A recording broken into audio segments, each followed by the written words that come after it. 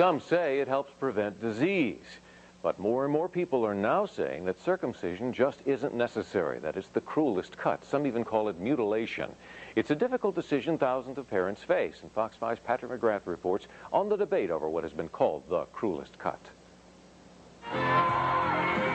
If American moviegoers had actually seen the full Monty, they might have been surprised, because most British males aren't circumcised. And it's not just Brits.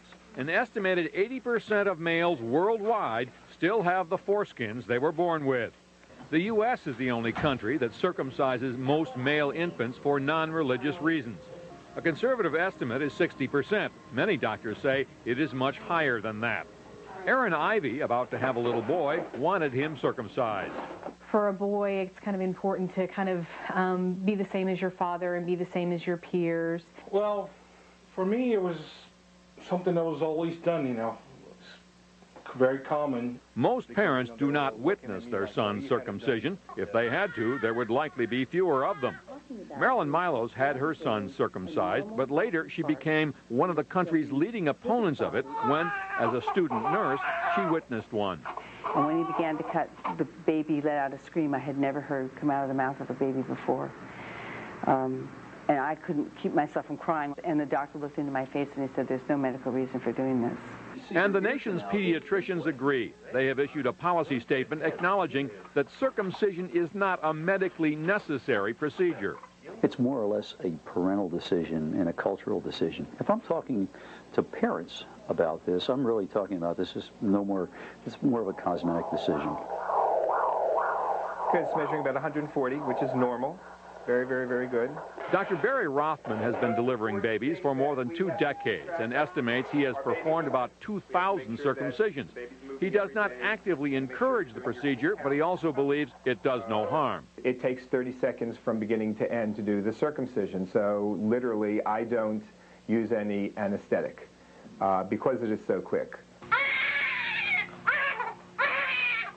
Some circumcisions using other techniques take 5 minutes or more. In these cases, analgesic creams or shots are sometimes used to numb the nerve.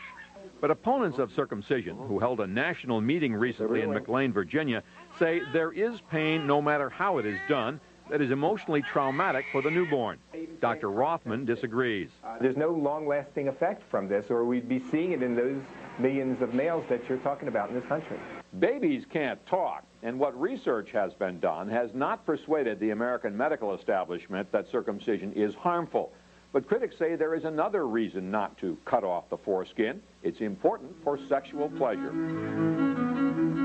It was in the 1800s, the Victorian era, when circumcision became more common. It was connected at the very beginning with fear of sexuality. It was argued in the medical literature that circumcision would discourage children from masturbating.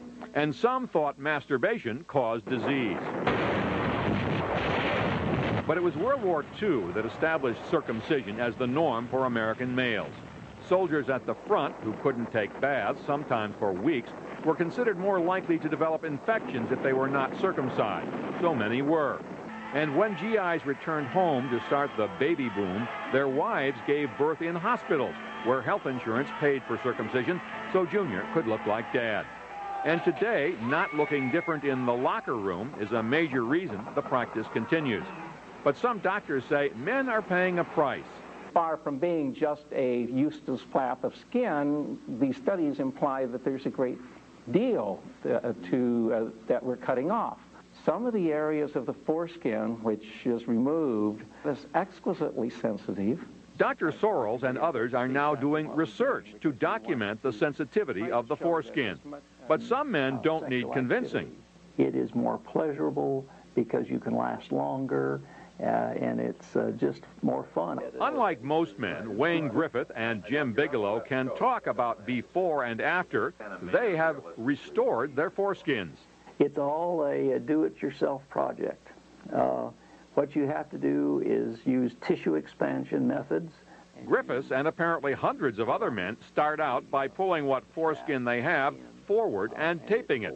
Later they use weights like this device called the tugger, which they wear under their clothes. Bigelow has even written a book called The Joy of Uncircumcising. It feels peculiar and odd when you begin the program, but there is no danger. Bigelow and Griffiths said it took them a year and a half to be fully restored, and they are convinced they have more sensation than men without foreskins. The doctor said, you know, Viagra is the medical profession's apology for circumcision. But Erin Ivey doesn't buy that. She listened to a radio talk show in which men who were circumcised as adults talked about before and after. Pretty much once they got beyond the healing, they felt the sensation was equal to what they had before.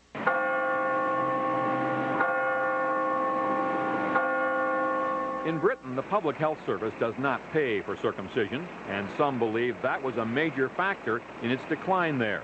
Circumcision opponents hope that will happen in the U.S.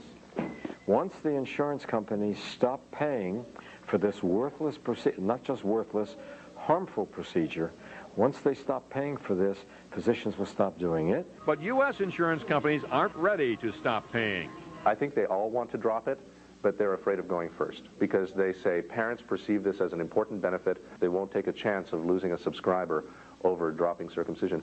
So opponents of circumcision are lobbying Congress to at least stop government funding of circumcisions under Medicaid. And you had a sore throat then. Dr. Sullivan believes that the continued sharp growth of the U.S. Hispanic and Asian populations, which do not circumcise, will gradually lead to a decline in the practice.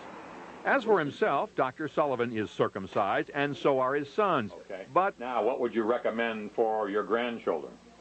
I would recommend that they not be circumcised. As you've heard, opponents of circumcision believe that if Congress is persuaded to end federal funding of the procedure, insurance companies might follow suit, and that could effectively stop the practice except for religious reasons.